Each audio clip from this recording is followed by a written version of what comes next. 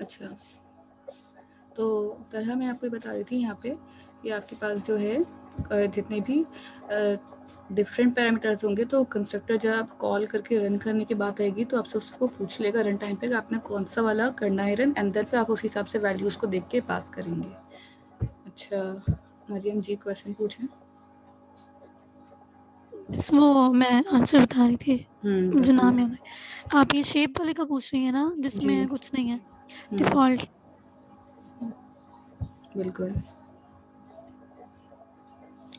देखें, अगर आपके पास ऐसे ना डिफरेंट नेम होंगे या फिर आपके पास पैरामीटर्स के टाइप डिफरेंट होंगे। देखें, नेम अगर डिफरेंट होंगे तो ओवरलोड तो है ही नहीं वो। अगर सेम नेम के हैं और पैरामीटर्स डिफरेंट हैं तो डेफिनेटली वो ओवरलोड होगा। मरियम आपका आंसर ठीक है। अच्छा जी, दूसरा ये कि असाइनमेंट्स का पूछ रहे हैं कुछ स्टूडेंट्स। तो असाइनमेंट का ये है कि असाइनमेंट आज रात तक या शाम तक मैं अपलोड कर दूँगी। ठीक है, असाइनमेंट नंबर 1 जो होगा आपका, टास्क तो अलग होते हैं, असाइनमेंट्स अलग होंगे। 10 मार्क्स का जो आपका असाइनमेंट है वो अपलोड हो जाएगा, और इस असाइनमेंट करने के लिए आपके पास 10 डेज़ का टाइम होगा। ठीक है, 10 दिन होंगे, आप आराम से इसको करके सबमिट करिएगा। मिस कितने क्वेश्चंस होंगे?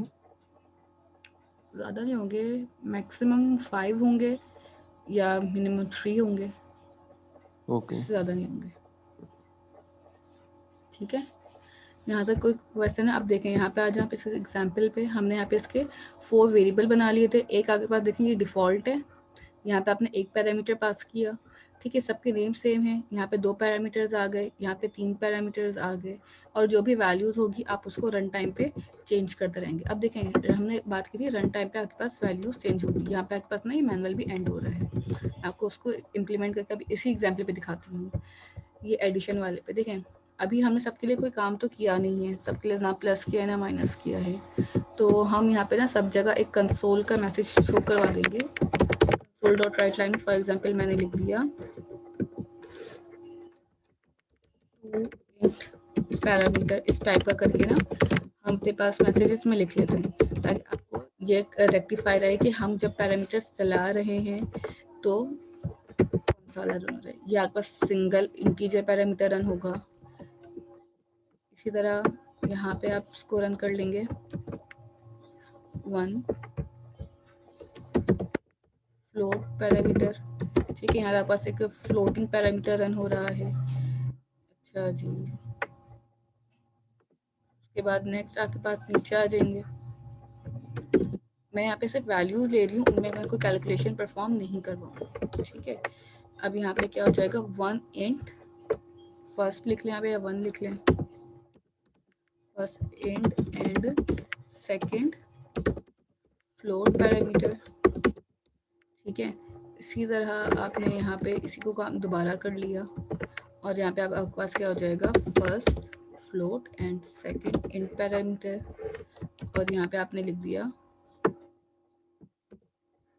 2 फ्लोट पैरामीटर। ठीक है, ये आपने काम कर लिया छोटा सा यहाँ पे। इसी तरह आपने अगर डिफ़ॉल्ट पे भी कुछ लिखवाना है तो आप डिफ़ॉल्ट में भी लिखवा सकते हैं। ये कैलकुलेशन वाले काम जो है हम इसको अभी हटा दें, या कमेंट करना चाहें तो कमेंट कर दें, आपकी मर्ज़ी है। और यहाँ पे भी हमने डिफ़ॉल्ट अगर रन होगा तो उसमें भी आप लिख दें default parameter.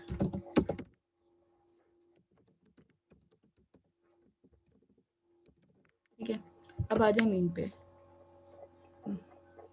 Just a minute, main पे आ जाते हैं। ठीक है, अब जितना भी अब तक कोड किया हुआ है ना, इन सब को मैं कमेंट कर रही हूँ, अभी तक का जितना भी आपने प्रोग्राम डॉट CSS में काम किया है।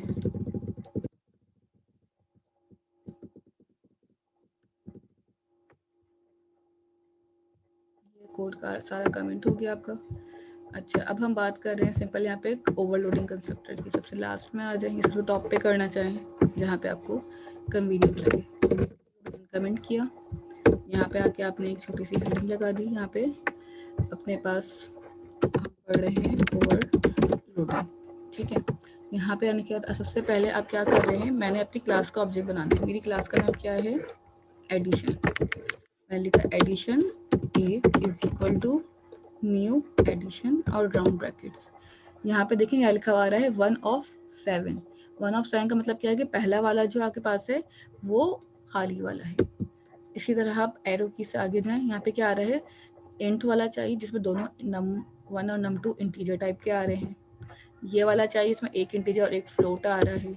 ये वाला चाहिए इसमें फ्लोट और इंट आ रहे हैं, दोनों फ्लोट वाला चाहिए, एक इस सिंपल वाला चाहिए, फ्लोट वाला चाहिए। ठीक है, इस टाइप के आपके पास होके सारे पैरामीटर्स आ रहे हैं। फॉर एग्जांपल मुझे इनमें से एक इंटीजर चाहिए, लेट्स सपोज मैंने यहाँ पे इसकी वैल्यू 23 लिख दी, और एक फ्लोटिंग पॉइंट चाहिए, ठीक है, एंड टर्मिनेटर। एक तो मैंने ये कॉल कर लिया, एक और कॉल कर लेते हैं अपनी मर्जी से, यहाँ पे कोई भी 1 कर लें इसको, इक्वल टू एडिशन, और यहाँ पे आके इसके साथ आपने एक और भी लगा दिया, लेट्स सपोज अब ये डिफॉल्ट वाला रन कर लिया मैंने यहाँ पे। नाउ अगेन 1 मिनट होल्ड करिएगा। यहाँ पे आपने एक डिफॉल्ट वाला रन किया है, एक ये वाला कर लिया। अब यहाँ पे आके हम एक और बना लेंगे, एक यहाँ पे आके अपने पास एडिशन, और यहाँ पे आपने आके एक लेट सपोज 45 पास कर दिया। ठीक है, अब इसको रन करते हैं। ओवरलोडिंग कंस्ट्रक्टर में आपने सबसे पहले जो 2 पैरामीटर किए थे, ये देखें आपने कौन कौन से रन किए हैं। First integer and second float parameter, एक डिफॉल्ट पैरामीटर और एक 1 इंट पैरामीटर।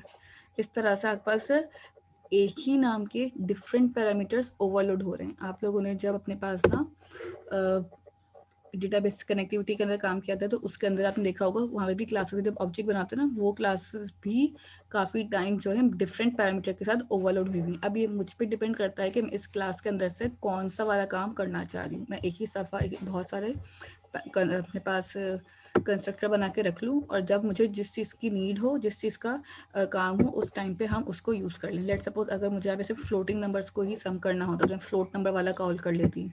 अगर किसी को आपके पास फ्लोटिंग नहीं करनी, दोनों इंटीजर नंबर को कॉल करना है, तो मैं उसको कॉल कर लेती। या अगर किसी को सिर्फ फ्लोट चाहिए एक सिंगल, तो मैं उसको भी कॉल कर सकती थी। ठीक है, आपके पास एक और एग्जाम्पल भी है। आप लिखते हैं ना यहाँ पे कंसोल डॉट राइट, ये कंसोल डॉट राइट लाइन लिखते हैं ना आप लोग जब, यहाँ पे देखिएगा। ठीक है, तो आपके पास यहाँ पे ना ये चीज़ भी आपके पास कहीं ना कहीं देखिए ओवरलोड हुई हुई है। कितनी बार ये मेथड ओवरलोड हुआ हुआ है, ये मेथड ओवरलोडिंग है, ये भी आपके पास आगे के टॉपिक्स में आएगी। ठीक है, तो देखना आपके पास एक सिंगल पैरामीटर है, यहाँ पे आप करेक्टर वैल्यू भी पास कर सकते हैं, करेक्टर एरे है, डेसिमल वैल्यू, उसके बाद यहाँ पे आपके पास डबल की है, फ्लोटिंग है, इंटीजर। तो आप जितने पास मेथड्स के अंदर वैल्यूज पास कर रहे होते हैं, वो सारी वैल्यूज के अंदर आ रही होती है। मल्टीपल आर्गुमेंट्स ही पास हो रहे होते हैं। जब हम 2 पैरामीटर पास करते हैं ना कॉन्केटेनेट करके, या 2 चीज़ें पास कर दी कॉमा लगा के, तो ये सारे पैरामीटर्स के अंदर देखें ओवरलोड हुए हुए हैं। इतने सारे भी पास कर सकती हूँ मैं आर्ग्यूमेंट्स। ठीक है, यहाँ पे एक आर्ग्यूमेंट आ जाएगा स्ट्रिंग फॉर्मेट पे, ऑब्जेक्ट 1 2 3 4। तो we have this method also overloaded here. तो ये भी आपके पास एक ओवरलोडिंग ही हो रही है। ये चीज़ क्लियर है यहाँ तक? ओवरलोडिंग समझ में आया कि आप इस सेम नेम के डिफरेंट पैरामीटर पास करने के बाद बना सकते हैं।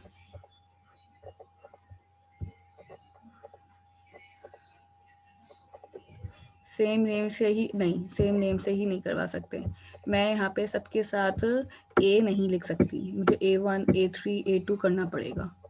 ये एक साथ एक ही नाम के नहीं हो सकता। अगर एक ही नाम में कर दूंगा तो एक वक्त में एक ही, ये इसकी एग्जाम्पल ऐसी है कि आपके घर में एक ही नाम का एक ही बंदा रह सकता है, 2 बंदे सेम नाम के आपके घर में नहीं रह सकते।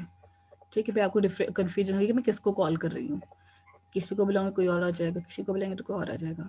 तो इसी तरह यहाँ पे भी आपके पास प्रोग्रामिंग में एक वेरिएबल एक ब्लॉक के अंदर एक ही बार डिक्लेयर होता है, मल्टीपल टाइम्स नहीं होता है। ठीक है अमित, ठीक है, यहाँ पे किसी को क्वेश्चन है तो पूछ लें, अदरवाइज यहाँ पे आपके पास असाइनमेंट है लैब नंबर 6 का। 5 क्वेश्चंस हैं आपके इस असाइनमेंट के अंदर। ठीक है, कुछ क्वेश्चंस आपने परफॉर्म कर लिए हैं, उनसे ही मिलते जुलते होंगे।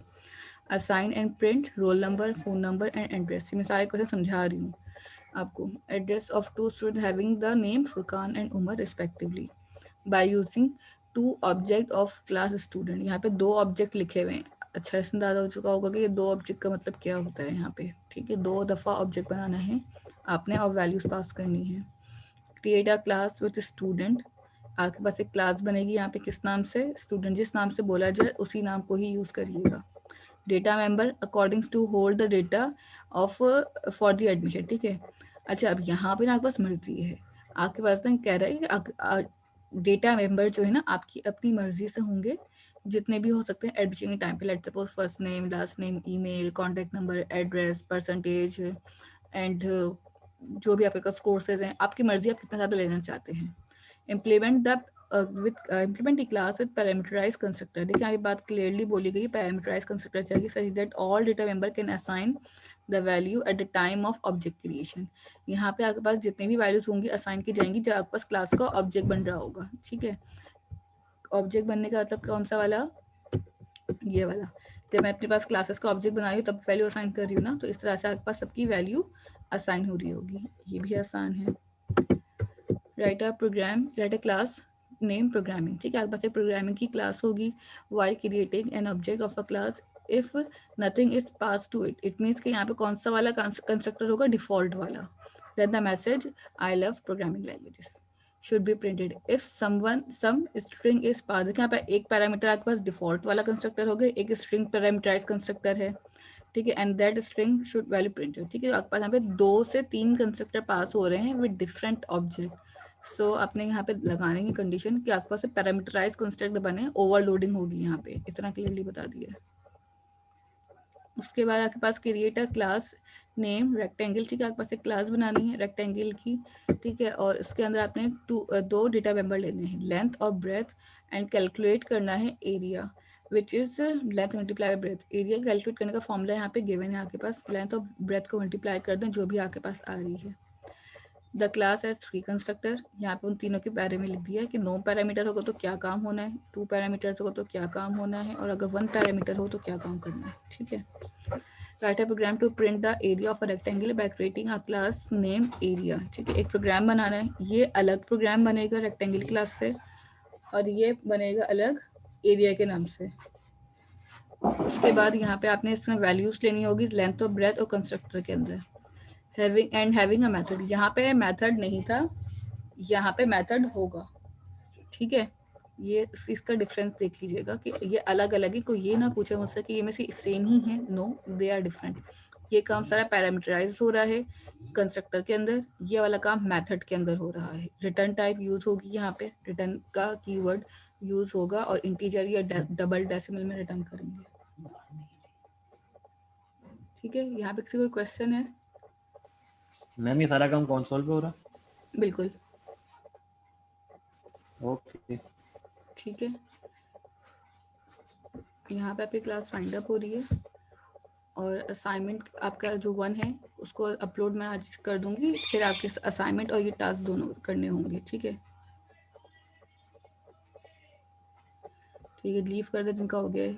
मेथड को कॉल करवा से, हाँ मिस बिल्कुल करवा सकते असाइनमेंट हैं। कब तक सबमिट करना है हमें?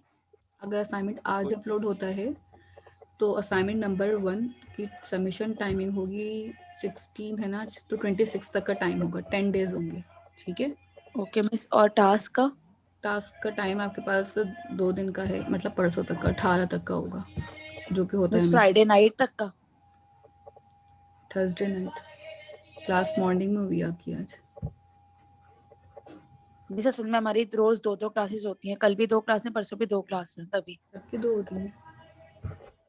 प्लीज फ्राइडे नाइट कर दें। ठीक है, देख लेते हैं उसको, और असाइनमेंट्स के लिए प्रिपेयर Thank you, करिएगा। miss. अगर किसी का असाइनमेंट जो है कॉपीड हुआ तो उसको डायरेक्टली 0 मार्क्स मिलेंगे।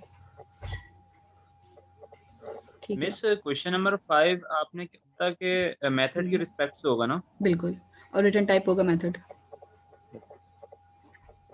ठीक है। ठीक है, और कोई क्वेश्चन है किसी को? यहाँ पे आपकी क्लास में वाइंड अप कर रही हूँ, और अगर किसी को क्यूरी हो असाइनमेंट से रिलेटेड तो बता दीजिएगा, और ग्रुप पे बता दें। मिस लगा दी एम्बन अटेंडेंस। जी बोलें फजीला। मिस अटेंडेंस 2 कब होगी, आपने ले ली क्या? जी ले ली मैंने। मिस एक्चुअली हमारा नेट बहुत स्लो चल रहा है, फजीला इसलिए आपकी प्लीज लगा दी हमारे है। yes, miss. ठीक है, ठीक है, अपने क्लास में अनाउंस कर दीजिएगा मायरा कि नेक्स्ट क्लास में क्विज के लिए प्रिपेयर रहें। क्विज का time maximum 10 to 15 miss minutes है, मैंने इससे इन्फॉर्म ज़्यादा कर नहीं दिया होगा। है बस ग्रुप ठीक में। है, ठीक है, गुड है। मैं अगर स्टार्ट में भी क्विज लूंगी, स्टार्टर पे जब क्लास की टाइमिंग अगर मैसेज आता है तो मैं ये कंसिडर नहीं करूंगी कि मिस मैंने लेट ज्वाइन किया, मेरे पास टाइम नहीं था, इंटरनेट नहीं था, डेटा नहीं था, लाइट नहीं थी, वट एवर द इश्यूज, आपके पास 10 to 15 मिनट्स होंगे उस क्विज को करने के लिए। अगर रैंडम क्विज हुआ और आपका नाम कॉल हो गया according to your attendance sheet तो फिर कंसिडर नहीं होगा। 0 means 0, no with no excuses. ठीक है, एमन लगा दी आपकी अटेंडेंस। ठीक है, अल्लाह हाफिज।